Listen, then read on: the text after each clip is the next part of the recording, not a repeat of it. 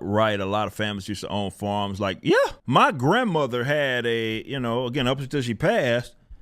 And I told y'all, because I used to have to work the motherfucker when I was there. Had this big ass fucking, like, I guess you can call it a garden, right? On top of it, she lived on it was like 2 acres. It was like at least 2 acres. And then it's funny. There's and this was again where it was. Back then, it was people, definitely black folks, were really family oriented, right? So you would have landowners that were all next to each other, and they were all family members, right? Like across the street from my grandmother was, it's now my aunt spot, right? And they own like a couple of acres of land, but that was something again that it was owned by, like, I think my great grandmother, and that side of the road, again, county road, and that side of the road were full of that was all owned by them. And then, like, you had my great grandmother. Also, there was some land. It's funny because my uncle, not too long ago, went back there and, like, it's in the woods and shit, and like the house is still there, which is kind of crazy. I was like, y'all just not figuring out that shit was in there. That shit was over there, but it's like another acreage of land that they all technically, it's in the family, it's all owned. And shit. But yeah, farming, all that shit. You know what I mean? Like, so my mom's, I'm sorry, Mom, I got to tell this story because now everybody's going to know. She's terrified of birds because of the living that she did when she was grown. Oh, when she was young. Again, we farming chickens and shit, and a chicken attacked her when she was little. So she fucking hates birds because of that. But funny story out of that is my great grandmother.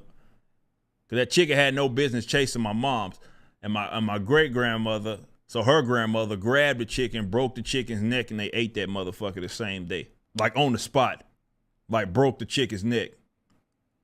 My great grandma was a fucking gangster. But yeah, farming and all that good stuff, man. Like that was what they did. Steve O'Devil with a 5 says cities have become prisons where the prisoners and police themselves never want to. And never want to leave. Yeah, I mean, it's a familiarity thing. And definitely if that propaganda works where it's like, hey, look at all these bright lights and beautiful things it is that around. They're just within arm's length. And then you realize that it's not so bad. Living in the country, bro. Again, saying this from experience. Like, as far as the necessities, definitely now with the internet shit, like they can plug. I ain't even talking about with Starlink. Like, you can even get like decent fucking coax line cable, right? Hell, even fiber. And so there's places in rural areas where the motherfuckers got fiber there, right? It's not a problem. It's easy. But yeah, as far as like the necessities, I would good luck explaining to some city folk, like, where do y'all think this food and shit's coming from? There ain't no place in the city that they can even grow this shit. Like, what do you think is coming from? The one thing I loved about, when I was living there for the period of time I was, man, you could be driving up the street through the church. You see a sign, hey, fresh watermelons, right? It's like, oh shit, fresh beef. Like, I'm talking deer, whatever the fuck we wanted. Like, they just, hunting not too long ago. Hey, I got this big thing of fucking deer. You want it? And it's like next to nothing. Eggs. Ain't nobody going without out there. If anything, it's better quality, it's fresher. You know what I'm saying? So it's not like, yeah, I get it, it's attractive. Oh, I can't do all these stores and the Targets and the Walmarts and Walmart there's plenty of Walmarts in rural areas. But you get what it is I'm saying? It's like all these different stores and shit. Like they're not within walking distance, and therefore I'm gonna go without. I'm like, bro, you don't have a fucking clue. Ain't nobody out there going without. Again, where do you think you getting your shit from? I think what people don't understand is that how first of all, how big America is.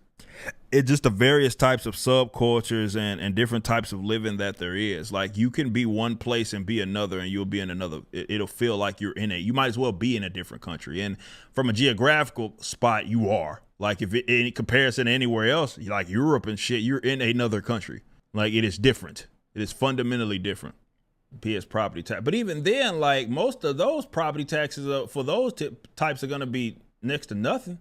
Because if you own your own land, depending on how much you own, definitely if you're raising cattle, it's a livestock exemption. Or if you got a bunch of trees, it's going to be a timber exemption. You're not going to be paying jack shit for the most part. That's one of the beautiful things about, if you really hate taxes and everybody knows the most rotten one is arguably the property taxes, get your ass out there in the country, put some bees. This is what you do. I'm going to put you on game, okay? This is what you do. It's going to, depending on where you're at, depending on the county that you're at, it's going to take a little bit to do it. This is what you get. You get at least 10 acres of fucking land, and if you're at in the middle of nowhere, believe it or not, it's not as expensive as you think. You guys are paying, for what y'all are paying for houses in the city, you can get like fucking 40 acres of fucking of land for like half that, right? Nonetheless, not even that, like a quarter. This is what you do. You get at least 10 acres of land. You dedicate 5. Well, this is what you do. You can still use the 5, but you don't even have to be the one to tend to it. Get you a fucking a bunch of hives, right? Put the bitch on the back of the property, and you gonna be fucking tax exempt. You gonna qualify for what is known as a bee exemption. If you don't want to be keeping livestock and all that other shit, get a bee exemption. If you hate fucking taxes, get the fucking bee exemption. You can sit the bitch on the back of the property, or you can beekeep yourself, or you can just pay another motherfucker. Make sure you got a road to get back there. Say, hey, the bees in the back, go take care of it. And your tax is gonna go from paying whatever the fuck you're paying to almost nothing. Now, if you want to be more functional with it, right? I mean, bees can get honey, so you can't. It's still functional by all means. But that's when you're talking livestock exemptions, timber exemptions. If you got just a bunch of trees, like definitely if it's heavily treed, because in that case you just got a dedicated spot and it's right there, and it just your shit's good. Qualify for the timber exemption, or whether it be with like hay, right? I want to talk about motherfuckers that's avoiding paying those taxes. Motherfuckers in the country because they qualify for all them damn exemptions. Even if they do it on homestead, there's homestead exemptions, right? There's all that good shit. Is it a Texas thing? No, most states have it. New York probably still has it. Most states have it. Just something you got to know about, right? And it's going to differ per county. It's like in certain counties, like out here, it's like if you have at least 3 acres, you can like do bees, and some you got to have at least 5. Most you got to have at least 5. Yeah, that's the thing. Again, this is the type of stuff they don't teach you, right? Especially if you've been around a city your entire life, you don't know about that. People talk about property taxes is a bitch. Yeah, they are a bitch. I agree. Go get some land. Take advantage of some of these exemptions. It's gonna require a little work. You ain't just gonna be able to do it. But again, it's not gonna be as much as you think that it is. But there's so many different, I guess if you want to call them farm type exemptions that exist that will get your property taxes to damn near zero. It is information at most. Look, because most of the information, I'll be 100 with you. Unless you got that, you hit like the Instagram algorithm, you're not going to know shit about that. Like, or if you watch these people's like videos that talk about homesteading all the time. And even then, most of those guys are talking about how to do something. They're not teaching you the economics of it all and how beneficial it is to, have your own property, essentially. Or land, let's say, they're not just property, your own land. And make it, because Instagram, it's all about flipping shit, real estate and stuff like that. So you don't learn. They show ain't gonna teach you the shit in school. So it's just one of those things like you just have to know. Seriously, going back to my original point, I know we kind of went on a tangent right there. Consider it. Consider maybe not living in a shithole. And I'm not saying that sarcastically. I'm saying that I believe that the city life and its benefits have been largely overstated, and I can make the argument that you've been lied to as far as the downs, especially now that technology is more widely accessible.